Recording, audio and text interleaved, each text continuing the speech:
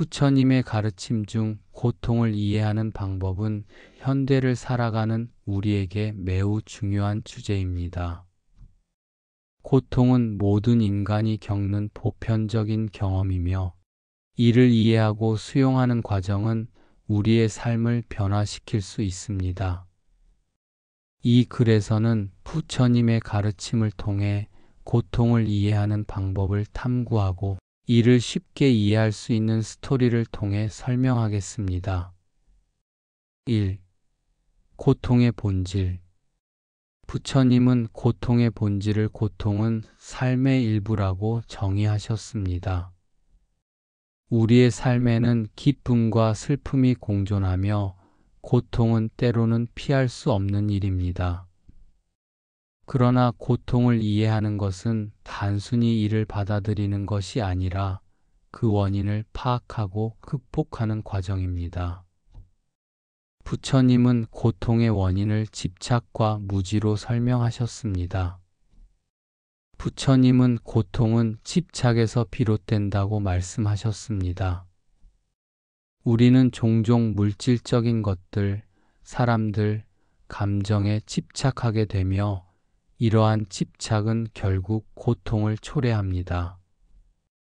예를 들어 사랑하는 사람의 상실, 직장에서의 실패, 또는 건강의 악화 등은 모두 우리가 소중히 여기는 것들에 대한 집착에서 비롯된 고통입니다. 이러한 고통을 이해하기 위해서는 먼저 집착이 무엇인지, 그리고 그것이 어떻게 고통을 유발하는지를 깨달아야 합니다. 2. 스토리. 소중한 것의 상실. 한 마을에 지혜로운 스님이 살고 있었습니다. 그 스님은 마을 사람들에게 부처님의 가르침을 전하며 고통을 이해하고 극복하는 방법을 가르쳤습니다. 마을의 한 젊은 농부 민수는 스님을 찾아가 이렇게 말했습니다. 스님, 저는 최근에 아내를 잃었습니다. 그녀는 제 삶의 전부였고 이제는 고통만 남았습니다. 어떻게 이 고통을 이해하고 극복할 수 있을까요? 스님은 조용히 민수를 바라보며 대답했습니다. 민수야, 고통은 누구에게나 찾아오는 것이란다. 너의 아내를 잃은 슬픔은 자연스러운 일이다. 하지만 이 슬픔 안에서 우리가 배울 수 있는 것이 있다. 민수는 스님의 말을 듣고 혼란스러웠습니다. 하지만 스님, 이 슬픔은 너무나 깊고 어떻게 배울 것이 있을까요? 스님은 웃으며 대답했습니다. 한번 나와 함께 걸어보자. 민수는 스님과 함께 마을 외곽으로 나갔습니다. 그들은 한 아름다운 나무 아래에 멈춰 섰습니다. 스님은 나무의 가지를 가리키며 말했습니다. 이 나무를 봐라. 이 나무는 계절에 따라 변화한다. 봄에는 꽃이 피고 여름에는 열매가 열리며 가을에는 잎이 떨어진다.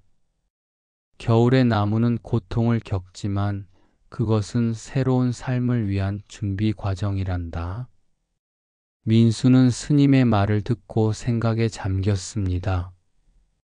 그렇다면 저의 고통도 새로운 삶을 위한 준비 과정이란 말씀인가요? 스님은 고개를 끄덕이며 대답했습니다. 그래, 고통은 우리가 성장하고 변화하는 과정에서 겪는 자연스러운 일이다. 너의 아내를 잃은 슬픔은 너에게 큰 고통이지만 그 안에는 그녀와의 아름다운 기억과 사랑이 담겨 있단다. 그 기억을 통해 너는 더 깊은 사랑을 이해하게 되고 삶의 소중함을 깨닫게 된다. 민수는 스님의 말씀을 듣고 마음이 조금 편안해졌습니다. 그렇다면 어떻게 이 고통을 극복할 수 있을까요? 3. 고통의 수용. 부처님은 고통을 이해하는 방법 중 하나로 고통의 수용을 강조하셨습니다. 고통을 피하려고만 하지 말고 그 고통을 인정하고 받아들이는 것이 중요합니다. 민수는 스님과의 대화를 통해 고통을 수용하는 방법을 배우게 되었습니다. 스님은 이어서 말했습니다. 민수야, 고통을 수용하는 것은 두려워하지 않는 것이다. 내가 느끼는 슬픔과 고통은 자연스러운 감정이다. 이를 인정하고 받아들이면 그 감정이 너를 지배하지 않게 된다. 민수는 스님이 말한 대로 자신의 감정을 인정하기로 결심했습니다. 그는 매일 아내와의 추억을 되새기며 그 기억을 통해 슬픔을 느끼고 그 슬픔을 받아들이기로 했습니다. 그렇게 하다 보니 그는 점차 아내의 사랑이 여전히 자신의 마음속에 살아있다는 것을 깨닫게 되었습니다. 4. 고통의 변형. 부처님은 고통을 이해하는 또 다른 방법으로 고통의 변형을 제시하셨습니다. 고통을 단순히 부정적인 감정으로만 여기지 않고 그것을 통해 배우고 성장할 수 있는 기회로 삼는 것입니다. 민수는 스님의 가르침을 통해 고통을 변형하는 방법을 배우게 되었습니다. 민수야, 고통은 너에게 새로운 가능성을 열어주는 기회가 될 수 있다라고 스님은 말했습니다. 너는 아내의 기억을 통해 더 많은 사랑을 나누고 다른 이들을 돕는 삶을 살 수 있단다. 민수는 스님의 말을 마음에 새기고 아내의 기억을 통해 다른 사람들에게 사랑을 나누기로 결심했습니다. 그는 마을의 어려운 사람들을 돕기 시작했습니다. 먹을 것이 부족한 이웃에게 음식을 나누어 주고 심리적으로 힘든 사람들에게 위로의 말을 건네주었습니다. 그렇게 하다 보니 민수는 자신의 고통이 다른 사람들에게 도움을 주는 원동력이 되었음을 깨닫게 되었습니다. 5. 고통의 공감. 부처님은 고통을 이해하는 마지막 방법으로 고통의 공감을 강조하셨습니다. 자신의 고통을 이해하고 수용하는 것이 다른 사람의 고통을 이해하는 데 도움을 준다는 것입니다. 민수는 스님과의 대화를 통해 고통의 공감을 배우게 되었습니다. 스님은 말했습니다.